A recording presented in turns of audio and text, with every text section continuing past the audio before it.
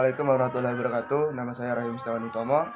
Saya akan membawakan materi tentang pengertian perilaku organisasi, unsur-unsur organisasi, dan tujuan perilaku organisasi. Yang pertama, pengertian perilaku organisasi dapat diartikan sebagai kajian ilmu tentang individu-individu untuk mendapatkan informasi mengenai kebiasaan, tingkah laku, cara kerja, dan berbagai dinamika dampak keterlibatan individu di dalam suatu organisasi. Perilaku organisasi merupakan komunikasi antara individu dengan individu itu sendiri, individu dengan individu lain, individu dengan kelompok atau organisasi, serta individu dengan lingkungan. Sehingga kegiatan organisasi sangat erat hubungannya dengan individu. Oleh sebab itu, kesuksesan suatu organisasi ditunjang dari pengelolaan sumber daya manusia di dalamnya. Jadi di sini SDM sangatlah menentukan perilaku organisasi tersebut. Perilaku organisasi adalah cara berpikir yang meneliti dampak perilaku dari individu, kelompok, dan struktur organisasi yang bertujuan untuk meraih pengetahuan dalam mengembangkan efektivitas organisasi. Perilaku organisasi berorientasi pada kinerja sebuah organisasi akan berjalan sesuai harapan apabila organisasi tersebut dapat memacu dan memaksimalkan potensi individu di dalamnya dengan baik dalam kinerja yang baik. SDM yang ada di dalam organisasi tersebut harus diupayakan seluruhnya agar mencapai organisasi yang efektif dan efisien. Ada beberapa unsur-unsur perilaku organisasi sebagai berikut. 1. Orang atau pelaku organisasi tersebut. Orang-orang membentuk sistem sosial intern organisasi. Mereka terdiri dari orang-orang dan kelompok, baik kelompok besar maupun kecil. Selain itu, ada juga kelompok tidak resmi dan informal. Struktur menentukan hubungan resmi orang-orang dalam organisasi. Berbagai pekerjaan yang berbeda diperlukan untuk melakukan semua aktivitas organisasi. Tanpa adanya unsur, organisasi tersebut akan amburadul. 3. Teknologi. Teknologi menyediakan sumber daya yang digunakan orang-orang untuk bekerja, dan sumber daya itu mempengaruhi tugas yang mereka lakukan. Teknologi yang dihasilkan menimbulkan pengaruh signifikan atas hubungan kerja. Teknologi yang besar berguna sebagai saran, memungkinkan manusia melakukan lebih banyak pekerjaan dengan kualitas yang lebih baik. Tetapi teknologi juga menghambat orang dalam berbagai cara.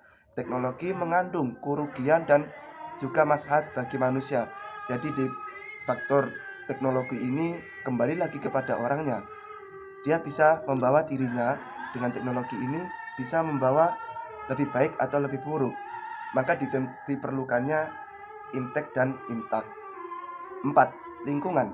Organisasi merupakan bagian dari sistem yang lebih besar yang memuat banyak unsur lain seperti pemerintah, keluarga, dan organisasi lainnya. Semua unsur ini saling mempengaruhi dalam suatu sistem yang rumit yang menjadi corak hidup sekelompok orang. Suatu organisasi tidak dapat menghindar dari pengaruh lingkungan luar. Lingkungan luar mempengaruhi sikap orang-orang, mempengaruhi kondisi kerja, dan menimbulkan persaingan untuk memperoleh sumber daya dan kekuasaan. Oleh sebab itu, lingkungan luar harus dipertimbangkan untuk menelaah perilaku manusia dan organisasi. Faktor lingkungan merupakan faktor yang sangat penting karena lingkungan secara tidak langsung akan mempengaruhi orang tersebut. Menurut Robbins, tujuan perilaku organisasi pada dasarnya ada 3: menjelaskan, meramalkan, dan mengendalikan perilaku. Kita akan membahas satu persatu. 1. Menjelaskan. Menjelaskan berarti kajian perilaku organisasi, berupaya mengetahui faktor-faktor penyebab perilaku seseorang atau kelompok. Penjelasan fenomena dalam manajemen merupakan hal yang penting karena membantu para manajer atau pemimpin tim dalam melakukan sasaran kelompok tim. Apabila manajer tidak mampu menjelaskan atau pemimpin tidak mampu menjelaskan arah ke depan dari organisasinya tersendiri, maka sangat sulit untuk mencapai tujuan yang diinginkan. 2. Meramalkan. Meramalkan berarti perilaku organisasi membantu memprediksi kejadian organisasi pada masa mendatang. Pengetahuan terhadap faktor-faktor penyebab munculnya perilaku individu atau kelompok membantu manajer meramalkan akibat-akibat dari suatu program atau kebijakan organisasi. Faktor meramalkan ini juga sangat penting. Maka seorang manajer harus mampu menerka dan melihat apa yang terjadi dalam organisasinya untuk ke depan. 3. Mengendalikan perilaku manusia. Mengendalikan berarti bahwa perilaku organisasi menawarkan berbagai strategi dalam mengarahkan perilaku individu atau kelompok. Berbagai strategi kepemimpinan, motivasi, dan pengembangan tim kerja yang efektif merupakan contoh-contoh dalam mengarahkan perilaku individu atau kelompok. Ruang lingkup perilaku organisasi. Ruang lingkup kajian perilaku organisasi terbatas pada dimensi internal dan eksternal dari suatu organisasi. Dalam kaitan ini, aspek-aspek yang menjadi unsur-unsur komponen dari ilmu perilaku organisasi dimensi internal antara lain motivasi, kepemimpinan, hubungan komunikasi, pemecahan masalah, pengambilan keputusan, pengembangan organisasi, dan lain sebagainya. Sementara itu, aspek-aspek yang merupakan dimensi eksternal organisasi seperti faktor ekonomi, politik, sosial, kependudukan, dan lainnya. Jadi, meskipun faktor eksternal ini juga memiliki pengaruh yang sangat besar terhadap keberhasilan organisasi dalam mewujudkan visi misi, namun tidak akan dibahas dalam konteks ilmu perilaku organisasi. Definisi manajer. Manajer atau pemimpin adalah individu yang mencapai tujuan melalui orang lain. Mereka mengambil keputusan, mengalokasikan sumber daya, dan mengarahkan aktivitas orang lain untuk mencapai tujuan tertentu. Manajer melakukan pekerjaan mereka dalam sebuah organisasi yang merupakan suatu unit sosial yang dikoordinasikan secara sadar. Terdiri atas 2 orang atau lebih yang berfungsi dalam satu basis kontinu untuk mencapai suatu tujuan bersama atau serangkaian tujuan. Miftah Toha pemimpin. Menurut Miftah Toha, pemimpin adalah seseorang yang memiliki kemampuan memimpin, artinya memiliki kemampuan untuk mempengaruhi orang lain atau kelompok tanpa mengindahkan bentuk alasannya. Menurut Kartini Kartono, pemimpin adalah seorang pribadi yang mempunyai kecakapan dan kelebihan di satu bidang, sehingga dia mampu mempengaruhi orang lain untuk bersama-sama melakukan aktivitas tertentu demi mencapai satu atau beberapa tujuan. Fungsi manajer, yaitu menjalankan semua fungsi manajemen. Yang pertama, perencanaan. Fungsi perencanaan meliputi menyusun rencana kegiatan organisasi, contohnya rencana jangka panjang, jangka menengah, dan jangka pendek. Yang kedua, pengorganisasian. Fungsi pengorganisasian meliputi tugas-tugas yang harus dilakukan, siapa-siapa yang melakukan, bagaimana tugas-tugas itu dikelompokkan, siapa yang melapor pada siapa, dan di mana keputusan harus diambil. Yang ketiga, kepemimpinan, yaitu berfungsi mengarahkan, memotivasi, memilih saluran komunikasi efektif, atau memecahkan konflik antar anggota. Yang terakhir, pengendalian. Manajemen mengawasi apakah pelaksanaannya dan hasilnya telah sesuai dengan apa yang telah direncanakan, apakah perlu ada perbaikan, dan lain sebagainya. Peran manajer. Seorang manajer melakukan 10 peran, di mana 10 peran itu dapat dikelompokkan menjadi 3 kelompok. Kelompok pertama, peran antar pribadi, dibagi menjadi 3. Yang pertama, figur kepala. Manajer mewakili organisasi untuk kegiatan-kegiatan di luar organisasi. Yang kedua, pemimpin. Manajer mengkoordinasi, mengendalikan, memotivasi, dan mendukung bawahan-bawahannya. Yang ketiga, penghubung. Manajer menghubungkan personal-personal di semua tingkatan manajemen. Kelompok yang kedua yaitu peran informasi. Peran dari manajer sebagai pusat saraf organisasi untuk menerima informasi yang paling mutakhir dan sebagai penyebar informasi ke seluruh personal di organisasi. Peran informasi lainnya adalah manajer sebagai juru bicara untuk menjawab pertanyaan-pertanyaan tentang informasi yang dimilikinya. Kelompok yang ketiga yaitu peran keputusan. Yang dilakukan oleh manajer adalah sebagai entrepreneur, sebagai orang yang menangani gangguan, sebagai orang yang mengalokasikan sumber-sumber daya organisasi, dan sebagai negosiator jika terjadi konflik di dalam organisasi. Perilaku organisasi dipengaruhi oleh faktor-faktor tertentu. Perilaku organisasi dapat dipengaruhi dan dimotivasi oleh hal dan faktor-faktor tertentu, yaitu yang pertama, peningkatan produktivitas. Peningkatan produktivitas kerja adalah di mana suatu kondisi yang menunjukkan keefektifan suatu kinerja pekerja, atau jika kerjanya lebih efektif dan efisien, maka hasil produk kerjanya juga akan meningkat. Yang kedua, penurunan kemangkiran. Yang dikatakan mangkir adalah tidak masuk kerja tanpa suatu alasan yang jelas. Kondisi ini secara langsung pasti akan mempengaruhi keefektifan organisasi, atau efektivitas organisasi akan terlihat dari menurunnya angka kemangkiran kerja. Yang ketiga, penurunan turn-off. Penurunan turn-off adalah mengundurkan diri dari organisasi atau resign. Tentunya, pengunduran diri akan menurun jika kondisi perilaku organisasi berjalan sebagaimana mestinya dan tercapainya tingkat kepuasan kerja seorang individu. Yang keempat adalah tingkat kepuasan kerja. Peningkatan kepuasan kerja adalah dipengaruhi oleh tinggi dan rendahnya upah atau hasil yang diterima selama bekerja. Seseorang akan merasa puas jika apa yang diupayakan atau yang dikerjakan mendapatkan gaji yang tinggi atau menguntungkan secara matematis. Dengan adanya ilmu pengetahuan tentang perilaku organisasi ini, akan melahirkan kebijakan agar organisasi berjalan efektif dan efisien, sehingga menumbuhkan hasil produktivitas dan ketercapaian organisasi.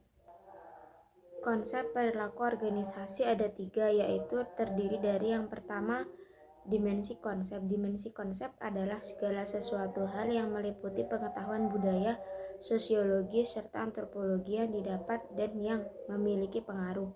Yang kedua, konsep sistem. Untuk konsep sistem adalah pendekatan atau cara manajemen untuk menciptakan kegiatan organisasi menjadi lebih efektif dan efisien. Yang ketiga, konsep manusia. Yang terakhir, konsep manusia, di mana manusia dianggap sebagai sumber daya manusia yang paling mendasar untuk tercapainya suatu tujuan organisasi. Kontribusi disiplin ilmu pada organisasi. Kontribusi bidang ilmu terhadap perilaku organisasi menurut Robbins bahwa perilaku organisasi dalam perkembangannya didukung dari sejumlah bidang studi, di antaranya psikologi, sosiologi, psikologi sosial, antropologi, dan ilmu politik. Setiap bidang studi memberi kontribusi, statement, dan gagasan berdasarkan disiplin ilmu masing-masing, yang kemudian dipadukan dalam satu ruang lingkup bersama, yang kemudian disebut perilaku organisasi. Berikut penjelasan terkait kontribusi kelima bidang studi tersebut. Yang pertama, psikologi. Ilmu yang memanfaatkan diri untuk membahas kepribadian atau personal dari diri seseorang yang menyangkut karakter, perawakan tubuh, penampilan, perbuatan, telah membantu kita dalam memahami alasan-alasan individu untuk bertahan dalam sebuah organisasi maupun alasan keluar dari organisasi, juga membantu pimpinan dalam melakukan tugas-tugas. Yang kedua, psikologi sosial. Sosiologi membahas interaksi dan keterlibatan individu di dalam lingkungan sosial. Dalam hal ini, perilaku organisasi mendapat masukan mengenai komunikasi, kelompok kerja, kerjasama tim, konflik, dan negosiasi. 3. Sosiologi. Psikologi sosial. Di dalam psikologi sosial lebih menitik beratkan pada penempatan diri seseorang dalam interaksinya dengan individu lain untuk mengutamakan kepentingan bersama dengan memberi perubahan. mempercepat pencapaian tujuan organisasi dengan memahami perubahan. Keempat, antropologi. Pakar-pakar antropologi beramai-ramai memberikan pendapatnya untuk mengajak pembacanya untuk mengetahui aturan, nilai, kebiasaan manusia dalam lingkungan yang dipengaruhi oleh budaya dan adat istiadat yang mereka anut sendiri. 5. Ilmu politik. Cabang ilmu politik biasa dipahami sebagai ilmu yang membahas praktik politik tentang bagaimana kekuatan dan kekuasaan serta pengaruh figur kekayaan mampu menggerakkan individu dan lingkungan untuk terlibat pada kepentingan bersama. Baik, di sini saya akan membacakan materi selanjutnya, yakni prinsip-prinsip perilaku organisasi. Perilaku organisasi dapat dirumuskan sebagai suatu sistem studi dari sifat organisasi. Misalnya seperti bagaimana organisasi itu dimulai, tumbuh, dan berkembang, serta bagaimana pengaruhnya terhadap anggota-anggota organisasi selain individu-individu, kelompok-kelompok pemilih, organisasi-organisasi lain, serta institusi-institusi yang lebih besar. Salah satu cara untuk memahami sifat-sifat manusia ialah dengan menganalisis prinsip-prinsip dasar yang merupakan salah satu bagian daripadanya. Menurut Miftah Toha, mengemukakan prinsip-prinsip dasar perilaku organisasi antara lain sebagai berikut. Manusia berbeda perilaku. Terbatasnya kemampuan ini yang membuat orang bertingkah laku yang berbeda. Banyak yang diinginkan manusia, tetapi jawaban manusia untuk mewujudkan keinginannya terbatas, sehingga menyebabkan semua keinginannya itu tidak tercapai. Kedua, yakni kebutuhan. Seorang individu berbeda dengan kebutuhan individu lain.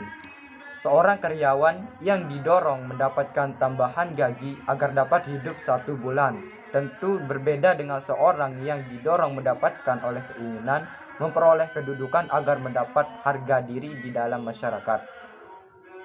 Ketiga, yakni membuat pilihan untuk bertindak. Teori ekspektasi berdasarkan atas proporsi yang sederhana, yakni bahwa seseorang memilih berperilaku sedemikian karena ia yakin dapat mengarahkan untuk mendapatkan hasil tertentu. Yang keempat, yakni pengalaman. Memahami lingkungan adalah suatu proses yang aktif di mana seseorang mencoba untuk membuat lingkungannya mempunyai arti baginya. Proses ini melibatkan individu mengakui secara selektif aspek-aspek yang berbeda dari lingkungan-lingkungan, menilai apa yang dilihatnya dalam hubungan dengan masa lalu. Yang terakhir, yakni reaksi senang atau tidak senang. Perasaan senang atau tidak senang ini akan menjadikan seseorang berbuat yang berbeda dengan orang lain dalam rangka menanggapi suatu hal. Baik, mungkin hanya itu materi dari kelompok kami. Sekian. Wassalamualaikum warahmatullahi wabarakatuh.